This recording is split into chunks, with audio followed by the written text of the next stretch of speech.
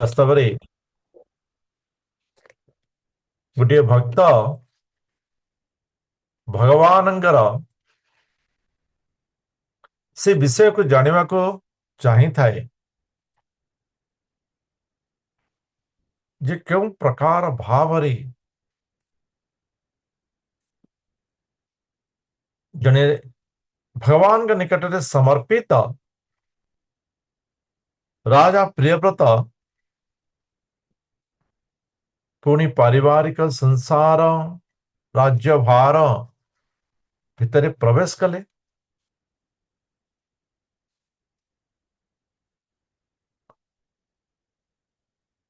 ତ ବିଭିନ୍ନ ବିଷୟ ଆମେ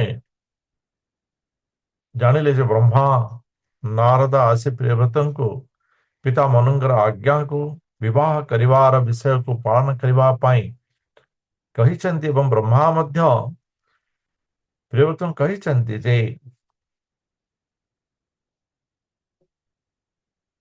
ବିବାହ ବନ୍ଧନରେ ରହି ରାଜ କାର୍ଯ୍ୟ କରି ମଧ୍ୟ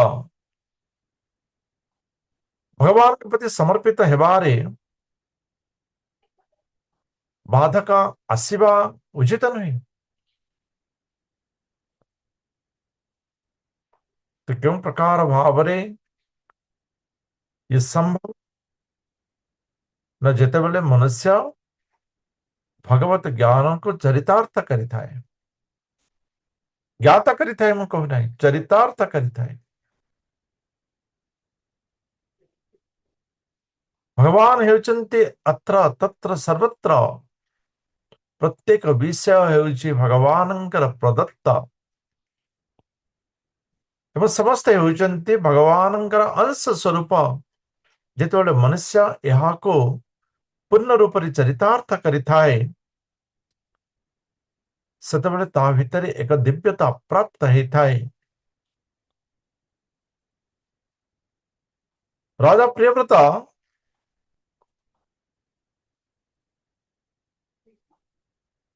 ପିତା ମନୁଙ୍କର ଆଜ୍ଞାକୁ ତ ପାଳନ କରିନଥିଲେ, କିନ୍ତୁ ପରବର୍ତ୍ତୀ ସମୟରେ ସେ ବୁଝିପାରିଥିଲେ ଯେ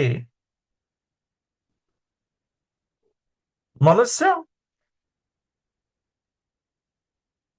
ଏ ଜଗତର ନୀତି ନିୟମକୁ ପାଳନ କରି ମଧ୍ୟ ଭଗବତୀ ଶରଣାଗତ ଭଗବାନଙ୍କର ସେ ପଦ୍ମ ପାଦରେ ଏକାଗ୍ରତା ହେବାର ଶକ୍ତି ସାମର୍ଥ୍ୟ ରଖିଛି, ତାକୁ ପୁରୁଷାର୍ଥ କରିପାରିବ।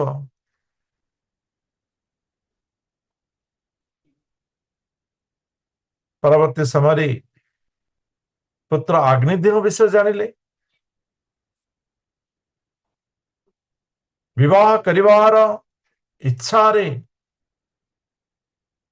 ଯୋଉ ତପସ୍ୟା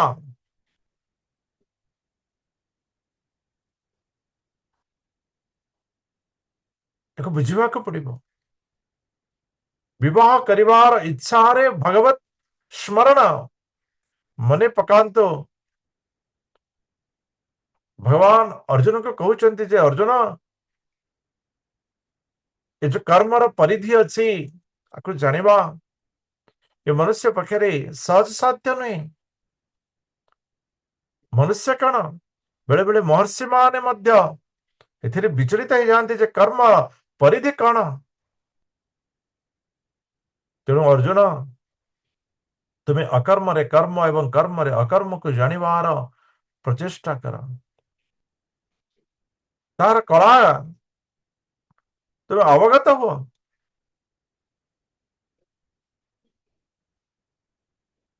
ବିବାହ ନିମନ୍ତେ ଭଗବାନଙ୍କର ଶରଣାଗତ ଯିବା ଇଏ ମଧ୍ୟ ଏକ ଉଦାହରଣ ହେଇପାରେ ଯେ କର୍ମରେ ଅକର୍ମ।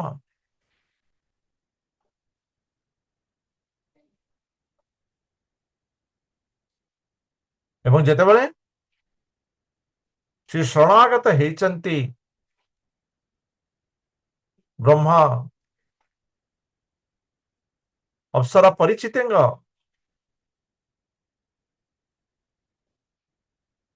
ସହିତ ଅଗ୍ନିଦେବଙ୍କର ସାକ୍ଷାତ କରିଛନ୍ତି ଏବଂ ଉଭୟଙ୍କର ବିବାହ ଏବଂ ସେଇ ଗର୍ଭରୁ ନାଭିରାଜଙ୍କର ଜନ୍ମ।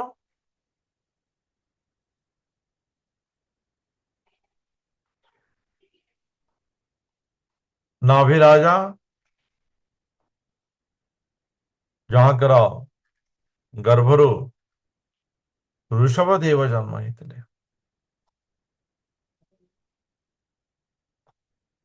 नाभि एवं पत्नी मेरु देवी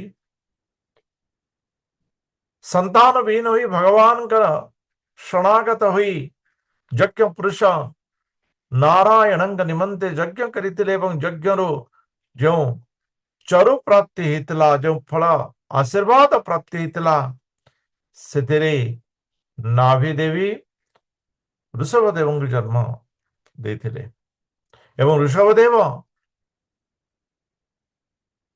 ଜୟନ୍ତୀକୁ ବିବାହ କରିଥିଲେ ଏବଂ ଶତପୁତ୍ରର ଜନକ ହେଇଥିଲେ ଏବଂ ଋଷଭ ଦେବଙ୍କର ଜ୍ୟେଷ୍ଠ ପୁତ୍ରଙ୍କ ନାମ ଥିଲା ଜୟନ୍ତ।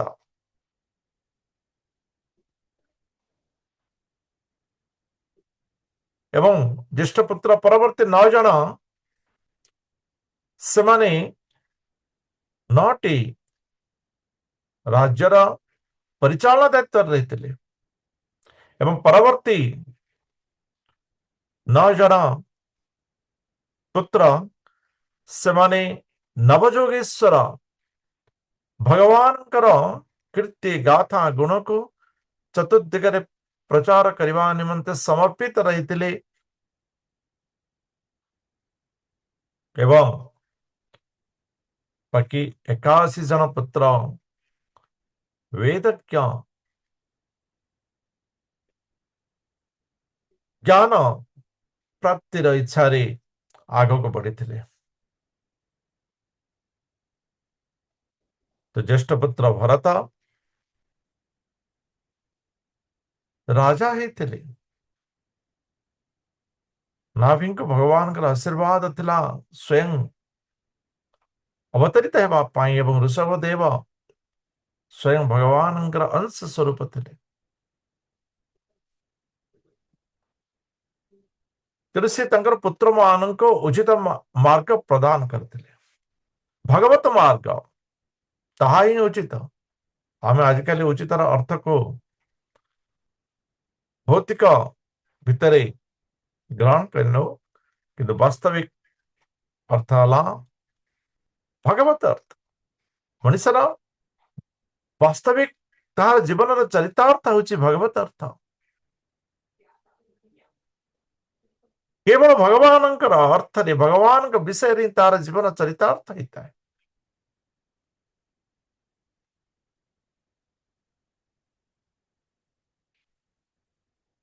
भगवान समर्पण रे ही तक प्रकृत आनंद प्राप्त होता है। आनंद प्राप्त होता है।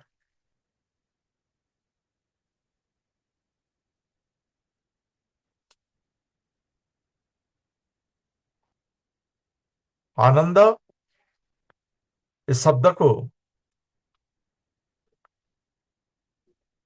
विभिन्न प्रकार व्यक्ति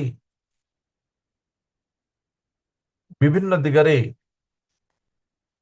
या विषय करिथांती। मनुष्य भितर आनंद प्राप्त करिवार एक इच्छा ये रही जेहेतु मनुष्य होइछि भगवान अंश एवं भगवान होउछन्ति आनंद स्वरूप सच्चिदानंद। प्रत्येक मनुष्य भितर ये आनंद प्राप्त करिवार आनंद को उपभोग करिवार ये इच्छा परिपूर्ण रही किंतु विषय हला तो ज्ञान अनुसारे कर्म अनुसारे परिवेश अनुसारे मनुष्य से इच्छा को व्यवहार करता है।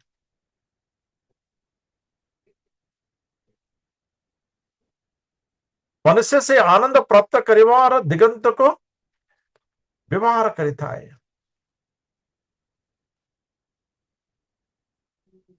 एवं जतबेले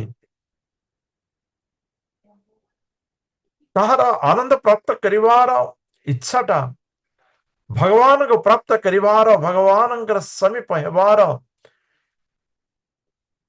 ଇଚ୍ଛା ସହିତ ଏକତ୍ରିତ ହେଇଯାଇଥାଏ, ଯାହାକି ଭଗବାନ ଜନ୍ମ ଦେବାର ପ୍ରକୃତ ବିଷୟ।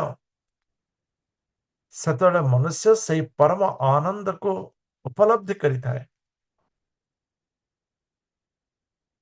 ଏବଂ ବାକି ସବୁ ବିଷୟରେ ତାହାର ଇଚ୍ଛା जो आनंद प्राप्त करिଥାଏ ତାହା କ୍ଷଣଭଙ୍ଗୁର କ୍ଷଣିକ ମାତ୍ର ଅଟେ।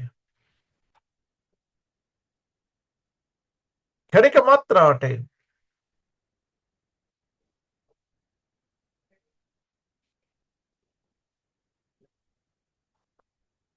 ମନୁଷ୍ୟ ଅଜ୍ଞାନ ବଶତଃ ସେ କ୍ଷଣଭଙ୍ଗୁର ଆନନ୍ଦକୁ, ସେ କ୍ଷଣଭଙ୍ଗୁର ଶରୀରକୁ, ସେ କ୍ଷଣଭଙ୍ଗୁର ଜଗତକୁ ନିଜର ବୋଲି ସେ ଭାବିଥାଏ। ସେ ନିଜର ବୋଲି ଭାବିଥାଏ। ତାହାର ସନ୍ନିକଟ ହେବାର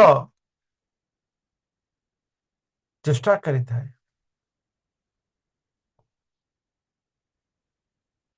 ତେଣୁ ସେ ପ୍ରକୃତ ଆନନ୍ଦକୁ ବୁଝିପାରେ ନାହିଁ ଏବଂ ସାରା ଜୀବନ ଦୁଃଖମୟ, ଦୁଃଖରେ ପରିପୂର୍ଣ୍ଣ ହୋଇ ସେ ଶେଷରେ ପୁନର୍ବାର ଆନନ୍ଦକୁ ଖୋଜିବାର ଜନ୍ମ ନେଇଥାଏ। ଯେତେବେଳେ ପର୍ଯ୍ୟନ୍ତ ମନୁଷ୍ୟ ସେ ପରମ ଆନନ୍ଦକୁ ବୁଝିପାରି ନାହିଁ, ସେତେବେଳେ ପର୍ଯ୍ୟନ୍ତ ଦୁଃଖ ହିଁ ପ୍ରାପ୍ତ କରିବ ଏବଂ ତାହାର ଦୁଃଖର କାରଣ ଆଉ କିଛି ନୁହେଁ, କେବଳ ଜୀବର ସେଇ ଅଜ୍ଞାନ ଇଚ୍ଛା ଅଟେ। ତେଣୁ ମନୁଷ୍ୟ ଯେତେବେଳେ ଜ୍ଞାନ ପ୍ରାପ୍ତ କରିଥାଏ, ଜ୍ଞାନಂ ଦଦାତି ଭକ୍ତି, ଯେତେବେଳେ ମନୁଷ୍ୟ ଭଗବତ ଜ୍ଞାନକୁ ପ୍ରାପ୍ତ କରିଥାଏ, ସମର୍ପିତ ଭକ୍ତି ତା ହୃଦୟରେ ଜାଗ୍ରତ ହେଇଯାଇଥାଏ।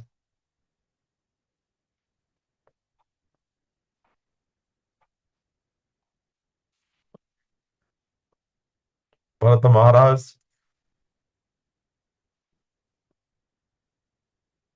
ସିଏ ବି ପିତା ଋଷଭ ଦେବଙ୍କର ଯୋଉ ଭଗବତ ଦର୍ଶନ ପ୍ରାପ୍ତ କରିଥିଲେ, ସେଇ ଭଗବତ ଦର୍ଶନରେ ସେ ମଧ୍ୟ ଅତି ଆନନ୍ଦ ପ୍ରାପ୍ତ କରିଥିଲେ। ସେ ଭରତ ଚରିତ୍ରକୁ ଶୁକଦେବ ମହାରାଜ ପରୀକ୍ଷିତଙ୍କୁ କହୁଛନ୍ତି, ଯାହାର ମୃତ୍ୟୁ ଆସନ୍ନ, ଯାହାର ମୃତ୍ୟୁ ଆସନ୍ନ, ମାତ୍ର 7 ଦିନ ରହିଛି ମୃତ୍ୟୁ, ମୃତ୍ୟୁ ତାର ମାତ୍ର 7 ଦିନ ରହିଛି। ବିଷୟ ମୁଁ ଏ ପ୍ରକାର ଚିନ୍ତା କରିଥିଲି, 7 ଦିନ ମାନେ କଣ? ଏ ସପ୍ତାହରେ 7 ଦିନ ରହିଥାଏ, ଯାହାର ବି ମୃତ୍ୟୁ ହିଁ 7 ଦିନରେ ହିଁ ହୁଏ। ମୃତ୍ୟୁ ତ 7 ଦିନରେ ହିଁ ହୁଏ, 7 ଦିନ ବ୍ୟତୀତ ଆଉ କିଛି ବି ନୁହେଁ। 7 ଦିନ ବ୍ୟତୀତ ଆଉ କିଛି ବି ନୁହେଁ। ତେଣୁ ପରୀକ୍ଷିତ ମହାରାଜ ଜ୍ଞାନୀ ଥିଲେ, ବୁଝିପାରିଲେ ଯେ ମୃତ୍ୟୁ ତ ଏ 7 ଦିନରେ ହିଁ ହେବ।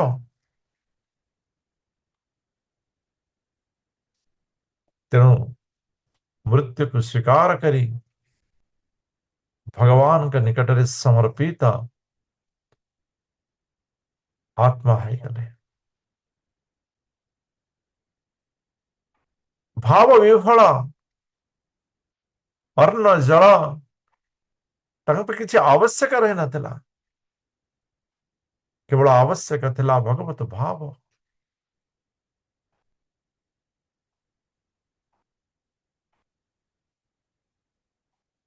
ମନୁଷ୍ୟ ଯେତେବେଳେ ଭାବ ପ୍ରାପ୍ତ କରିନିଏ, ସେତେବେଳେ ସେ ସିଦ୍ଧତା ପ୍ରାପ୍ତ ହେଇଯାଏ। ତାହା ହିଁ ସିଦ୍ଧତା, କେବଳ ଜାଣିବା ନୁହେଁ, ଭଗବତ ଭାବ ପ୍ରାପ୍ତ ହେବା। ଏବଂ ପରୀକ୍ଷିତ ମହାରାଜଙ୍କ ଭିତରେ ତାହା ଜାଗ୍ରତ ହେଇଥିଲା। ତେଣୁ ସୁଖଦେବ ମୁନି କହୁଛନ୍ତି, ଭରତସ୍ତୁ ମହାଭାଗବतो यदा ଭଗବତା ବନିତଳ ପରିପାଳନାୟ संचिन्ति तस्तत् अनुशासनरः पंचजनिं विश्वरूप दुहितरम उपजेमि। हे राजन, महाराज भरत भगवत भक्त थिले।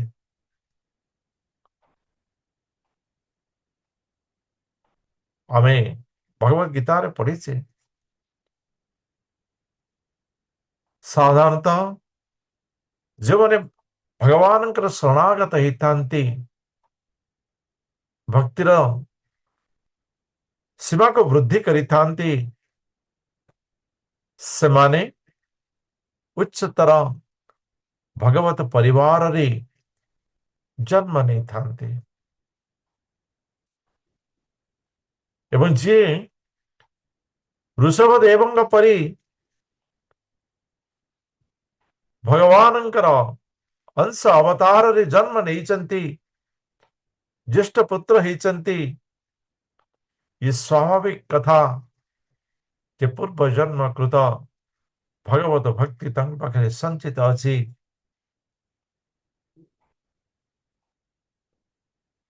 एवं निजर पुरुषार्थ चरितार्थ करी पितांकर पद को अनुसरण करी प्रजा मान धर्म रे पालन करिवार जो दायित्व प्राप्त ताको मध्य से भागवत रूप रे निभौचंती।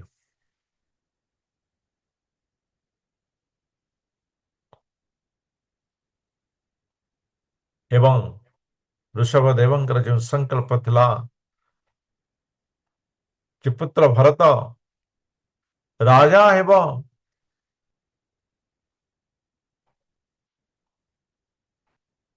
से संकल्प को परिपूर्ण कर देथिले। भरत मध्य ज्येष्ठ पुत्र कर्तव्य को अति सुंदर भाव रे पालन करथिले।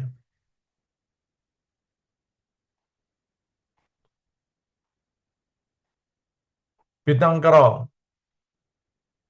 आज्ञा अनुजाई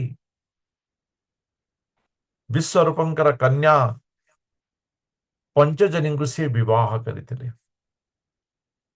विश्वरूप दुहितरम, विश्वरूपंकर दुहितर पंचजनी विश्वरूप दुहितरम, से विवाह करथिले, पाणी ग्रहण करथिले।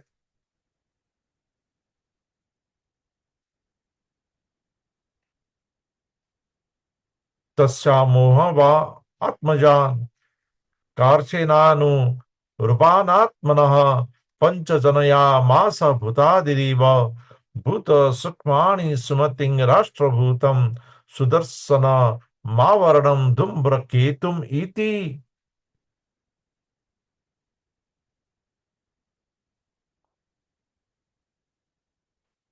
मनुष्यर तन्मात्र तामस अहंकार सदाबले तामस कहीं होता है। एवं अहंकार सप्त रूप रस ये जो पंच तन्मात्र उत्पन्न होता है, ତନ୍ମାତ୍ର ଉତ୍ପନ୍ନ ହେଇଥାଏ। ତ ସେଇ ପ୍ରକାର ପଞ୍ଚଜନୀଙ୍କର ଗର୍ଭରୁ ପାଞ୍ଚପୁତ୍ର ଜନ୍ମ ହେଇଥିଲେ। ଭୌତିକ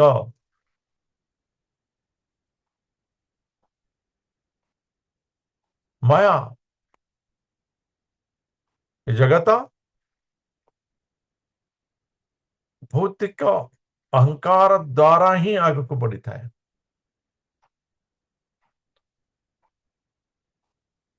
ଅହଙ୍କାର ଦ୍ୱାରା ହିଁ ଆଗକୁ ବଢିଥାଏ। ଆମେ ପଞ୍ଚଦଶ ଅଧ୍ୟାୟରେ ପାଠ କଲେ ଯେ ମନୁଷ୍ୟର जो आसक्ति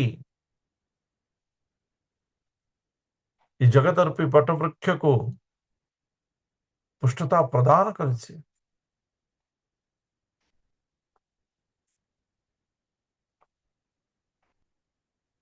जो पांच पुत्र जन्म होते से सुमति, राष्ट्रभूत, सुदर्शन, आवरण एवं धूमकेतु।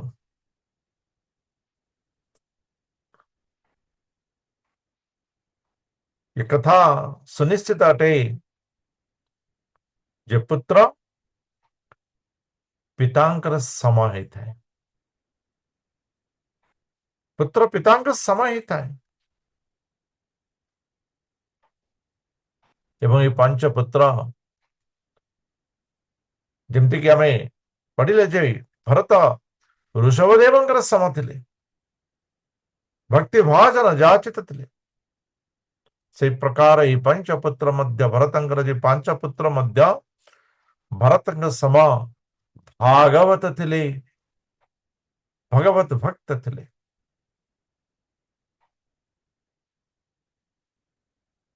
भरतंकर वीरत्व, भरतंकर धर्म परायणता ये निश्चित रूपे इतिहास अटे। तेणु यही अजनाब जहाँकि मेरु जम्बूदीप, जम्बूदीपर जो अजनाब वर्ष थिला ताहा राजा भरतंग अनुसार भारत वर्ष बोली नामित होता।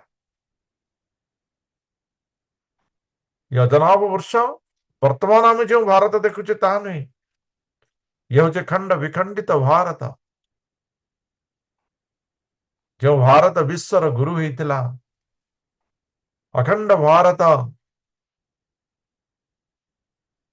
से भारत थिला अजनाब वर्ष।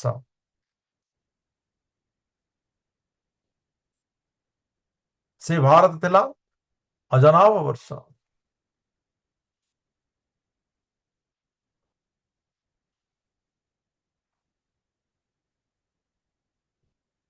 पूर्वी अजनाभं नामीतद वर्षं भारतम इति जत आरभ्य व्यपदिशन्ति। अजनाभ वर्ष भरतंग नाम अनुसार भारत वर्ष हितला। सहबौवीन महीपति पितृ पिता महवत ऊरु वत्सलतया शेष कर्मणि वर्तमानः प्रजाः स्वधर्म मनुवर्तमानः पर्यपालयत्।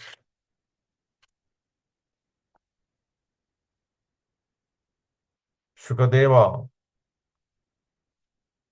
मुनि महाराज भरत को कहउचंती, परीक्षित को कहउचंती, हरे कृष्ण। महाराज भरत थिले बहुज्ञ,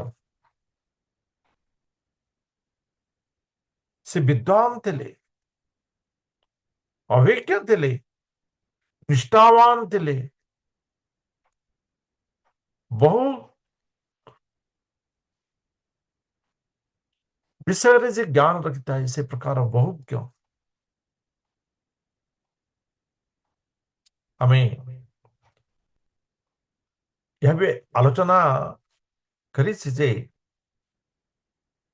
विभिन्न दिग को जे चिंता करि पारुथाए, जहार दिग अधिक दिग प्रति चिंता थाए, विषय प्रति चिंता थाए, ताहार निर्णय ସର୍ବୋତ୍କୃଷ୍ଟ ହେଇଥାଏ। ସେଇ ବିଷୟ ତ ହିଁ ଭଗବାନ କୃଷ୍ଣ ଅର୍ଜୁନଙ୍କୁ କହିଛନ୍ତି।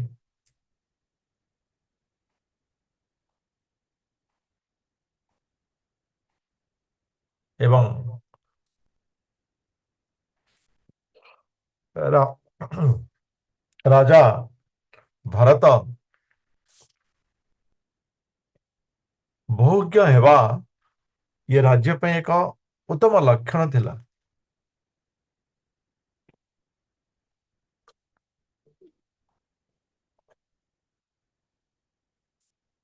ଏଣୁ ସିଏ ପିତା ମାତାଙ୍କ ପରି ସ୍ୱଧର୍ମ ପାଳନ ସହିତ ରାଜଧର୍ମ ମଧ୍ୟ ପାଳନ କରିବାରେ ପୂର୍ଣ୍ଣାଙ୍ଗ ଥିଲେ।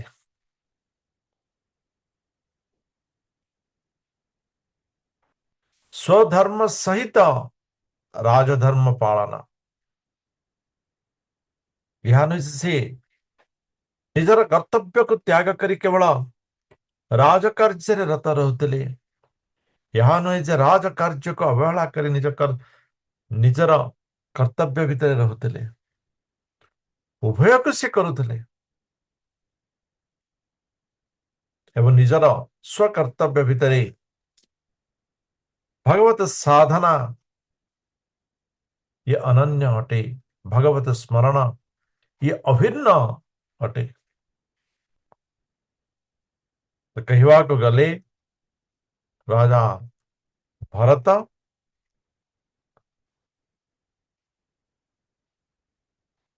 ବାସ୍ତବିକ ଭଗବାନଙ୍କର ଯେଉଁ ପ୍ରଦତ୍ତ କର୍ତ୍ତବ୍ୟ ଜନ୍ମର କାରଣକୁ ପୂର୍ଣ୍ଣାଙ୍ଗରେ ପାଳନ କରି ପ୍ରାପ୍ତ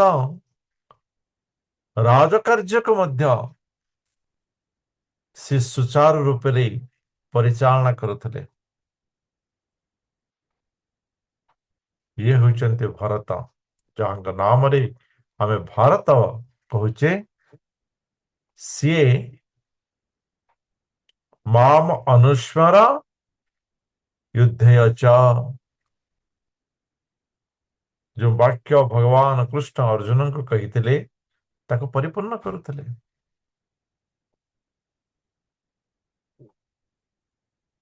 आम भगवान अंश, पुनर्बार भगवान सन्निकट होगापाई, सानिध्य होगापाई जो कर्तव्य कर्म यह आमर निजर कर्तव्य एवं भौतिक जगत एक अस्तित्व प्राप्त, तेणु ताको निभेवाई जो कर्म से राजकर्म जहाँ भरत एवं उभय को सी अति सुंदर भाव बहुज्ञ भरत पालन करते। प्रजा मान सहित राजा प्रजार संपर्क रखी नथिले। भरत प्रजा मान को वात्सल्य स्नेह प्रदान करते, वात्सल्य स्नेह प्रदान करते।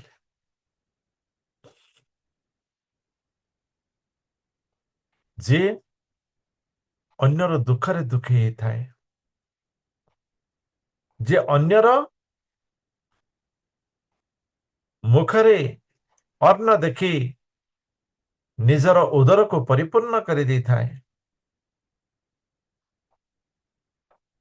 जे अन्यर सुखरे जीवन समस्त सुख को प्राप्त करिथाए,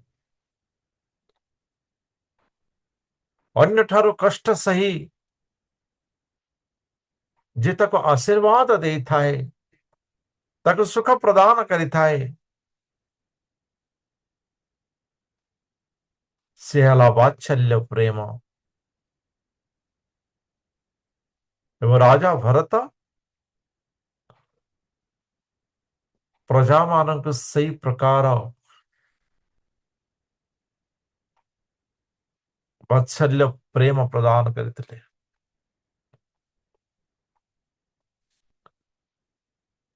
କେବଳ ସେତିକି ନୁହେଁ,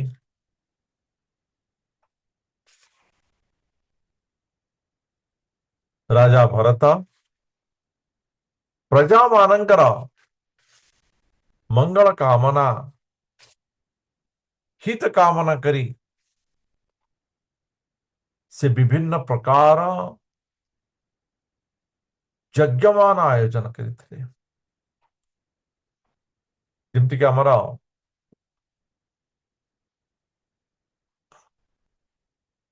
ଯଜ୍ଞ ରହିଛି ଅଗ୍ନିହୋତ୍ର, ଦର୍ଶ, ପୁନର୍ବାସ, ବର୍ଣ୍ଣନା ଅଛି ନା, ଇଜେ च भगवन्तं यज्ञ क्रतु रूपम क्रतुहि रुचा वचैहि श्रद्धया हृताग्नि होत्र दर्श पूर्णमास चातुर्मास्य पशु सोमानां प्रकृति विकृति, ଏ ଉଭୟ ପ୍ରକାର ଯଜ୍ଞ କରିଥିଲେ। ପ୍ରକୃତି ଏବଂ ବିକୃତି ବି ରନୁସବରଂ ଚାତୁର୍ହୃତ ବିଧିନା। ଚତୁର୍ହୃତ, ଏ ଯୋଉ ଚତୁର୍ହୃତ,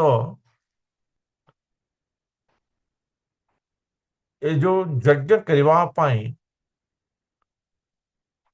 ବେଦରେ କିଛି ବର୍ଣ୍ଣନା ରହିଛି ଏବଂ ଏହାକୁ ଯେ ପରିପୂର୍ଣ୍ଣ କରିଥାଏ ସେମାନେ ଚତୁର୍ହୃତ, ଯେମିତିକି ହୋତା, ଅଧର୍ଯ୍ୟୁ, ଉଦ୍ଗାତା ଓ ବ୍ରହ୍ମ, ଏମାନଙ୍କୁ ପ୍ରକୃତରେ ଯେଉଁମାନେ ଆମେ ଆଗରୁ ତ ପଢିଛେ ନାଭି ରାଜାଙ୍କର ଯଜ୍ଞ ସମୟରେ ଋତିକ ମାନେ ଭଗବାନଙ୍କୁ ପ୍ରାର୍ଥନା କରିଥିଲେ, ବାସ୍ତବରେ ଆପଣଙ୍କୁ ଆମେ ମାଗିବୁ କଣ? ଆପଣଙ୍କୁ ମାନେ ମାଗିବା ଇଏ ଏକ ମାନେ ହାସ୍ୟାସ୍ପଦ ବିଷୟ।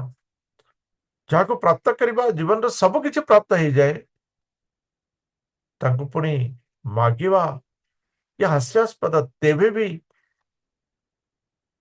ଆମର ଯୋଉ ଯଜମାନ ରହିଛନ୍ତି ତାଙ୍କର ସନ୍ତାନ ନାହିଁ।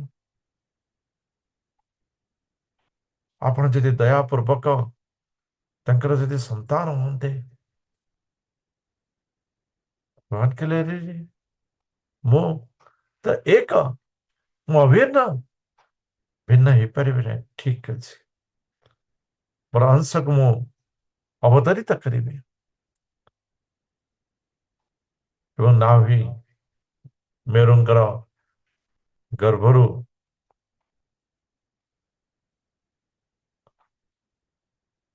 ଋଷଭଦେବ ଜନ୍ମ ହେଇଥିଲେ। ତ ଋତିକ ବିଷୟ ଆମେ ପଢିଥିଲେ। ଋତିକ ମଧ୍ୟ ଚାରି ପ୍ରକାର ବର୍ଣ୍ଣନା ଅଛି, କେଉଁଠି ଅଧିକ ପ୍ରକାର ବର୍ଣ୍ଣନା ଅଛି ଏବଂ ସେମାନଙ୍କ ଭିତରେ ମୁଖ୍ୟ ହେଲେ ହୋତା, ଅଧର୍ଯ୍ୟ, ଉଦ୍ଗାତା, ବ୍ରହ୍ମା, ଯାହାକି ବେଦର ବର୍ଣ୍ଣନା ଅଛି। ଏମାନେ ବିଭିନ୍ନ ପ୍ରକାର, ଯାହାକି ପ୍ରକୃତିଗତ ଏବଂ ବିକୃତିଗତ, ଯାହା ପ୍ରକୃତି, ଯାହା ଭଗବାନଙ୍କ ସମର୍ପିତରେ ଥାଏ, ଯାହା ଯଜ୍ଞର ପଦ୍ଧତି ଥାଏ, ଏବଂ କିଛି ନ୍यूनताକୁ ସ୍ୱୀକାର କରି କିଛି ଜଣ ଯୋଉ ଯଜ୍ଞ କରିଥାନ୍ତି ତାହା ବିକୃତି। ଏ ଉଭୟ ପ୍ରକାର ଯଜ୍ଞ ସେମାନେ କରିଥିଲେ। ଯଜ୍ଞର ଯୋଉ ପ୍ରକାର ତାହା ବି ରହିଛି ଅଗ୍ନିହୋତ୍ର, ଦର୍ଶ, ପୂର୍ଣ୍ଣମାସ, ଚାତୁର୍ମାସ। ଅଗ୍ନିହୋତ୍ର କିଛି ସମୟ ପାଇଁ କରିବା, ଦର୍ଶ ଅଧିକ ସମୟ ପାଇଁ କରିବା, ପୂର୍ଣ୍ଣମାସ ପୁରା ମାସ କରିବା, ଚାତୁର୍ମାସ୍ୟ 4 ମାସ ପର୍ଯ୍ୟନ୍ତ ଯଜ୍ଞ କରିବା, ପଶୁ ସୋମ ଇଏ ବି ଯଜ୍ଞ ରହିଛି। ପଶୁତ୍ୱକୁ ତ୍ୟାଗ କରିବା, ସୋମତ୍ୱକୁ ପ୍ରାପ୍ତ କରିବା, ଏ ବର୍ଣ୍ଣନା ରହିଛି। ତ ବିଭିନ୍ନ ପ୍ରକାର ଯଜ୍ଞକୁ ମଧ୍ୟ ସେ ପ୍ରଜାମାନଙ୍କର ହିତ ମଙ୍ଗଳ କାମନା କରି କରିଥିଲେ।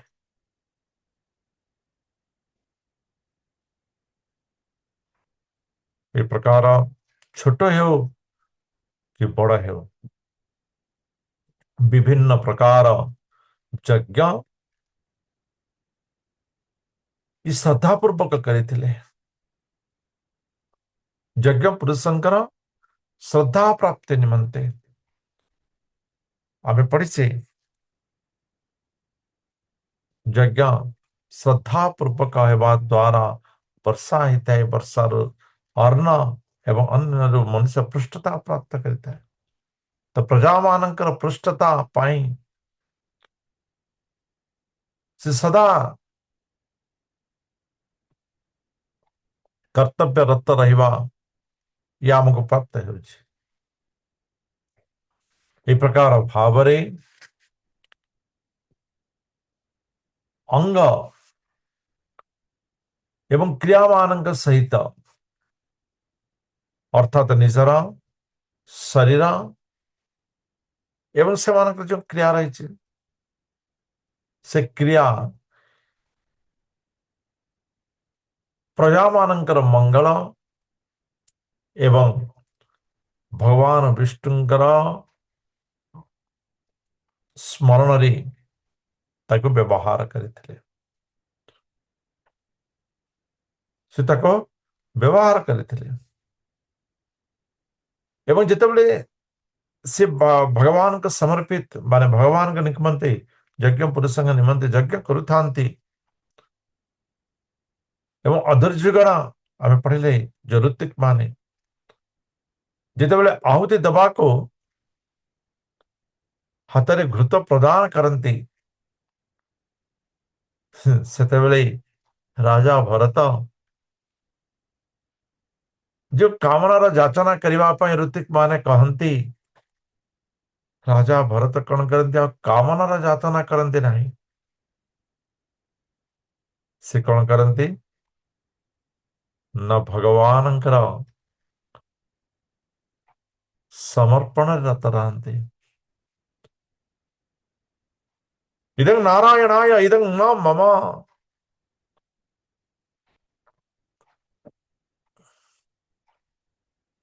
इदं नारायणाय इदं न मम ये मोर नहीं ये भगवान ये भावना रे से कौन करती न समस्त यज्ञ आहुति को चरो को भगवान के ही समर्पण कर दियंते। जहाँ भगवान अंश ताको ही भगवान का समर्पण व्यवहार कर दियंते। वास्तव में ऋत्विक माने जहाँ प्रदान करते ता भगवान का आशीर्वाद स्वरूप तो भगवान का आशीर्वाद बा भगवान का हारु प्राप्त ता भगवान को ही समर्पण कर दी था। अर्थात यज्ञ द्वारा यज्ञ जो कर्म फल वांछित थाए से कर्म फल को से भगवान को ही समर्पित कर दी था। से भगवान को ही समर्पण कर दो थे।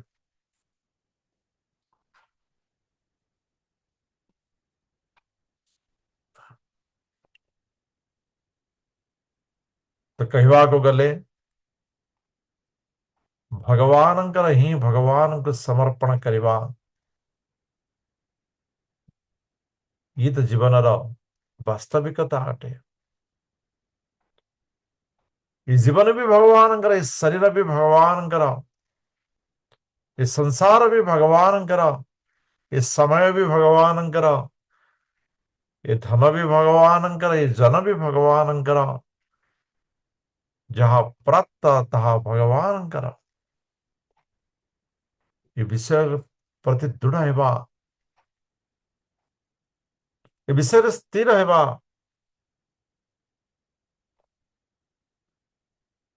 ये भरतंकर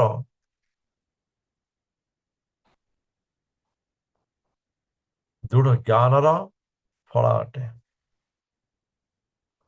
ତେଣୁ ସିଏ ବୁଝିପାରିଥିଲେ ଯେ ଭଗବାନ ହିଁ ଭଗବାନଙ୍କୁ ସମର୍ପଣ କରିବା ତାର ଅର୍ଥ परमात्माଙ୍କର ସନ୍ତୁଷ୍ଟି ନିମନ୍ତେ परमात्माଙ୍କର ପ୍ରଦତ୍ତ ଏ ଶରୀରକୁ ସମର୍ପଣ କରିଦେବା ଏହା ହିଁ ଜୀବନ ଅଟେ। ତେଣୁ ସେ ପରମାତ୍ମା ପରମ ବ୍ରହ୍ମଙ୍କୁ ହିଁ ପ୍ରମୁଖ ମୁଖ୍ୟ କର୍ତ୍ତା ଏବଂ ପ୍ରଧାନ ଦେବ ଏହା ବୁଝିପାରିଥିଲେ।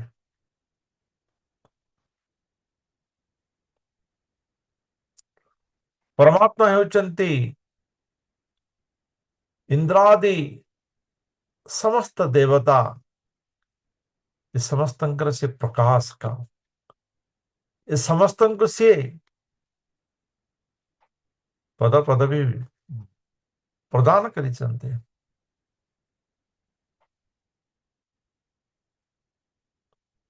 ଏହିପରି ଭାବରେ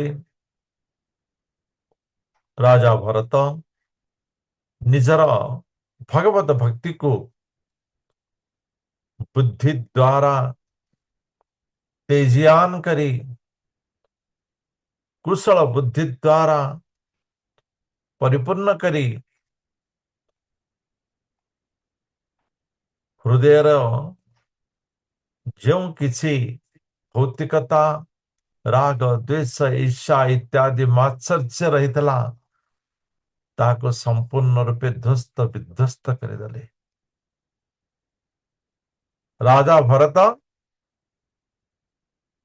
ଯେଉଁ ବଚାକୁଚା କିଛି ହୃଦୟର ଯେଉଁ ଇଚ୍ଛା ଭୌତିକ ଇଚ୍ଛା ରହିଥିଲା ତାହା ପରମ ବ୍ରହ୍ମଙ୍କର ସମର୍ପିତ परम ब्रह्म समर्पित होम यज्ञ अनुष्ठान रे शुद्धता प्राप्त हला एवं तेजियान भरत आहुरी तेजियान हवारे लागिले।